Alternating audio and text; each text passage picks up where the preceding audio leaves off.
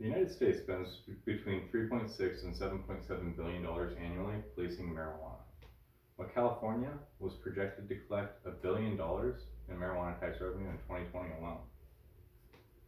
In a 2017 scholarly journal article, The Implications of Marijuana Decriminalization and Legalization on Crime in the United States, finds that the United States spends between 3.6 and 7.7 billion dollars annually inefficiently policing marijuana.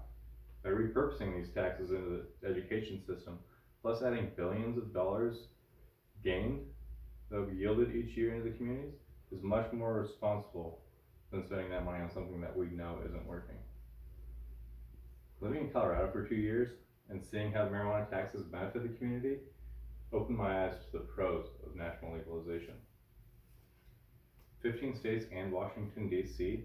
have fully legalized marijuana, and 36 states have legalized it for medical use, yet we still spend billions of tax dollars every year on policing it.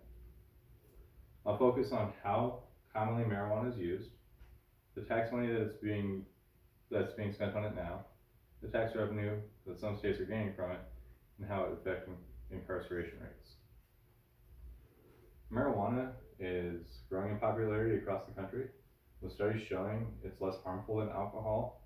Along with the benefits of the taxes, it feels like it's time to move out of the past.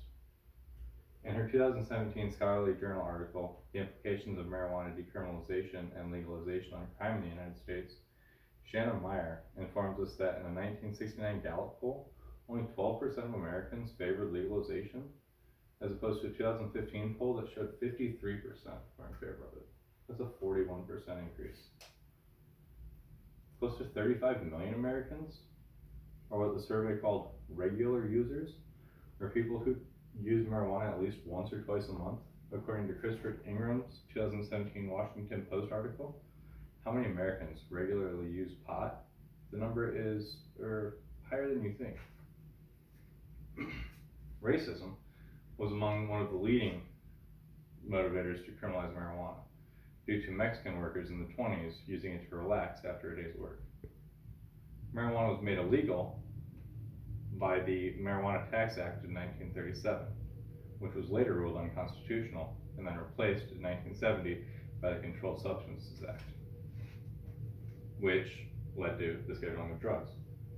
Drugs were scheduled by how dangerous and addictive they were. The most dangerous drugs are listed as Schedule 1. This class includes drugs such as heroin, meth, cocaine, and marijuana. Being Schedule 1 also means that there's no medical benefit. Therefore, the government isn't allowed to do any medical research on the drugs, which is odd because independent studies have concluded that marijuana has been shown to help countless medical issues. In particular, marijuana appears to ease the pain of multiple sclerosis and nerve pain in general, according to Dr. Peter Grinspoon in his 2018 article in the Harvard Medical Journal, Medical Marijuana, continuing to say, it's a highly promising area of research and is used for PTSD and veterans who are returning home from combat zones. The states where medical marijuana is legal have only seen a small percent of the potential tax kickback. Some states have continued further, legalizing it recreationally for people 21 and older. Recreational consumers generally pay a much higher tax rate than medical users, depending on the state. If it were federally legal, the tax rate could be set for all states. It's projected. The projected sales tax for Pueblo County, the county I lived in Colorado, was $5.8 million for 2020, according to Anthony Matias in his January 2020 article in the Pueblo Chieftain. Pueblo's marijuana oversight panel focuses on tax revenue.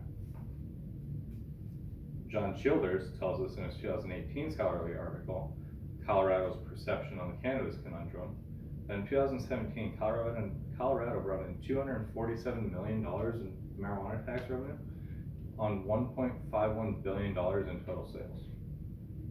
In his September 2020 report, Andrew Long for Marijuana Business Daily, titled California Marijuana Tax Revenue Stalls in Wake of Pandemic Job Losses, he tells us that California cannabis has added nearly $1.5 billion to the state's coffers since 2018 and was on pace to bring in $1 billion a year if that growth had held out. Taxes gained would be going back into the community, would go towards schools, parks, and other wishes of the community.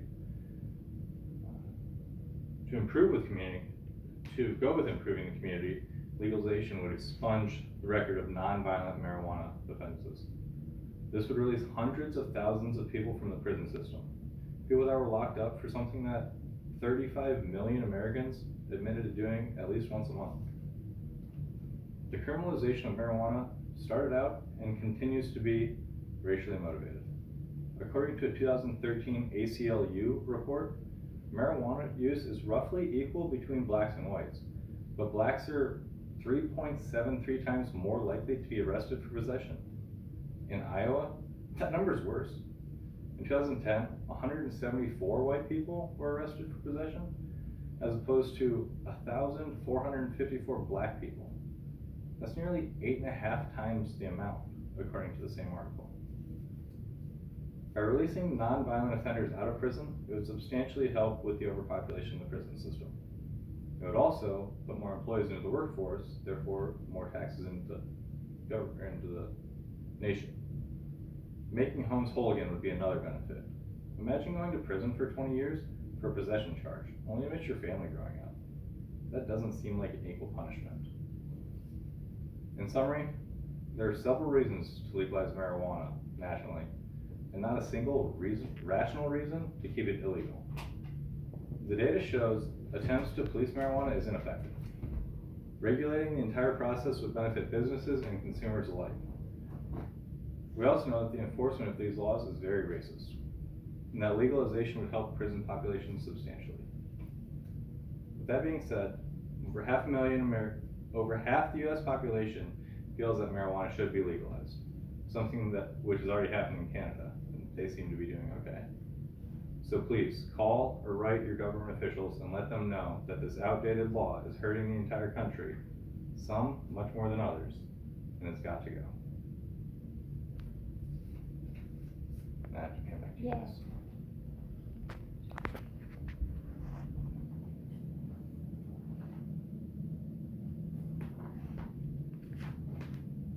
Thank you for your time.